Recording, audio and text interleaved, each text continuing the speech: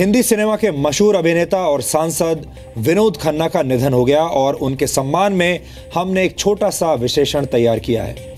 हमें लगता है कि विनोद खन्ना की जिंदगी में जो सबक छिपे हैं वो हम में से बहुत सारे लोगों के काम आ सकते हैं। विनोद खन्ना 70 वर्ष के थे और वो कैंसर से लड़ रहे थे। उनके निधन से फिल्म इंडस्ट्री ही नहीं बल्कि उनके लाखों करोड़ों फैंस भी बहुत दुखी हैं। आध्यात्मिक गुरु ओशो ने एक बार कहा था कि हर कोई मौत से डरता है और इसकी वजह सिर्फ ये है कि किसी ने भी जीवन का स्वाद चखा ही नहीं है।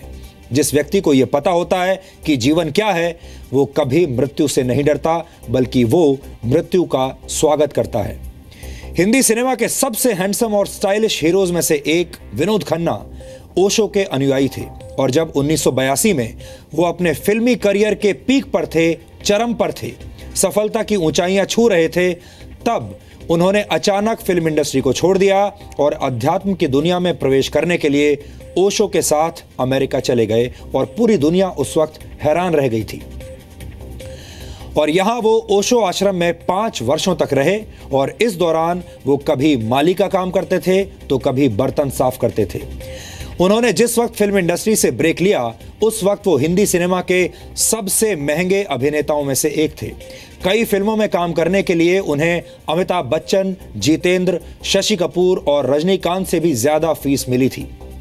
विनोद खन्ना ने अपने फिल्मी करियर की शुरुआत 1968 में आई फिल्म मन का मीत से की थी। इस फिल्म में विनोद खन्ना ने खलनायक यानी विलेन की भूमिका निभाई थी। विनोद खन्ना उन गिने चुने अभिनेताओं में से एक थे जिन्होंने अपना करियर खलनायक के तौर पर शुरू किया लेकिन बाद में नायक बन गए। विनोद खन्ना को हिंदी सिनेमा के सबसे हैंडसम अभिनेताओं में से एक माना जाता है और उनकी पर्सनैलिटी इतनी कमाल की थी कि जब वो 1987 में ओशो आश्रम से भारत लौटे तब भी बेसब्री से फिल्मी दुनिया के डायरेक्टर्स और प्रोड्यूसर्स उनका इंतजार कर रहे थे और वो तब भी उनके साथ फिल्में बनाना चाहते थे। आध्यात्मिक ब्रेक के बावजूद विनोद खन्ना के स्टारडम में कोई कमी नहीं आई थी। एक इंटरव्यू में विनोद खन्ना से सवाल पूछा गया कि उन्होंने ऐसे वक्त में फिल्म इंडस्ट्री क्यों छोड़ी जब वो सबसे कामयाब अभिनेता थे, और उन्होंने इसके जवाब में कहा था कि उस वक्त वो बहुत हाइपर एक्टिव थे और उन्हें जरा जरा सी बात पर गुस्सा आ जाता था। उस वक्त उनका दिमाग और गुस्सा उन्हें कंट्रोल करने लगता था, लेकिन जब वो मेडिटेशन करने बैठते थे तो उनका दिमाग शांत हो जाता था और वो अपने दिमाग को नियंत्रित कर पाते थे। इसलिए उन्होंने तय किया कि उन्हें अपने मन का स्वामी बनना है, मन का गुलाम नहीं। विनोद खन्ना का मानना था कि आप जो भी काम करते हैं उसे टोटलिटी यानी संपूर्णता के साथ करना चाहिए। आधे अधूरे मन से या फिर अपने मन के अंतर्विरोध के साथ काम करने से आप कभी सफल नहीं हो सकते। इसलिए जब उन्होंने जीवन के गहरे प्रश्नों को समझने का फैसला किया तो उन्होंने बेहिचक अपने सफल करियर को अलविदा कह दिया और संपूर्णता के साथ ध्यान में उतर गए। विनोद खन्ना के जीवन के आध्यात्मिक और प्रोफेशनल पहलुओं पर रिसर्च कर रही थी तब हमारी बात स्वामी चैतन्य कीर्ति से हुई, जो खुद एक ओशो अनुयायी हैं और 5 वर्षों तक विनोद खन्ना के साथ अमेरिका में ही थे। उन्होंने हमें बताया कि विनोद खन्ना जीवन के गहरे सवालों का अर्थ ढूंढना चाहते थे और जीवन को साक्षी भाव यानी एक विटनेस की तरह देखने की कोशिश करते थे। वो साक्षी भाव से जीवन जीने और जीवन के प्रति श्रद्धा रखने के विचारों का पालन करते थे और शायद यही वजह थी कि उन्होंने अपनी दूसरी शादी से पैदा हुई बेटी का नाम श्रद्धा और बेटे का नाम साक्षी रख दिया।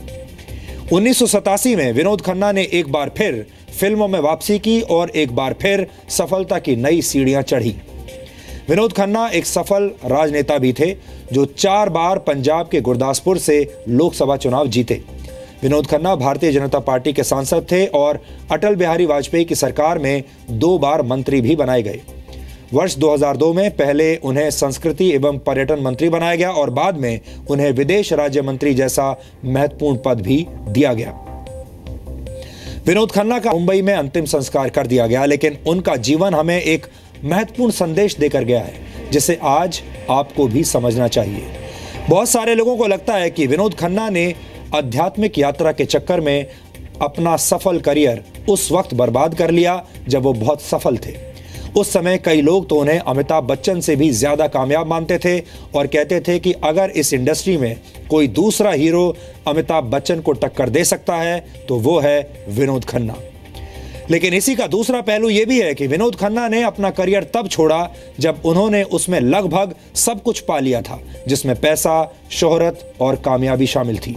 लेकिन जीवन में सिर्फ कामयाबी और पैसा ही सब कुछ नहीं होता। जो लोग अपने अस्तित्व को लेकर सवाल नहीं पूछते और सवालों का जवाब जानने की कोशिश नहीं करते, उनका जीवन निराशा में बीतता है और मृत्यु का जरा सा जिक्र भी उनके मन में भय पैदा कर देता है, उन्हें डरा देता है।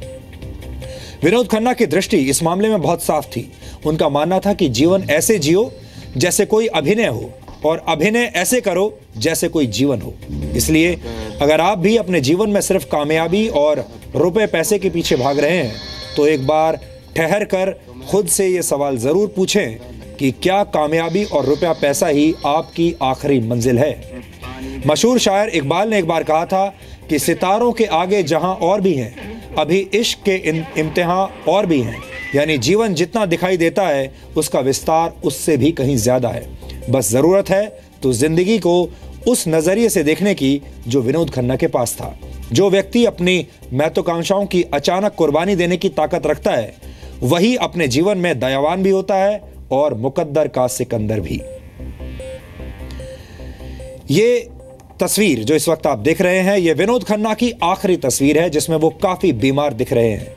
अब से कुछ दिन पहले जब ये तस्वीर वायरल हुई थी तो विनोद खन्ना के फैंस, उन्हें चाहने वाले लोग अचानक काफी चिंतित हो गए थे और तब उनके परिवार ने कहा था कि वो ठीक ठाक हैं, उनके बारे में ज्यादा चिंतित होने की जरूरत नहीं है। आमतौर पर लोगों के निधन के बाद उन्हें दी जाने वाली श्रद्धांजलियां और उनके बारे में कही जाने वाली बातें लगभग एक जैसी ही होती हैं।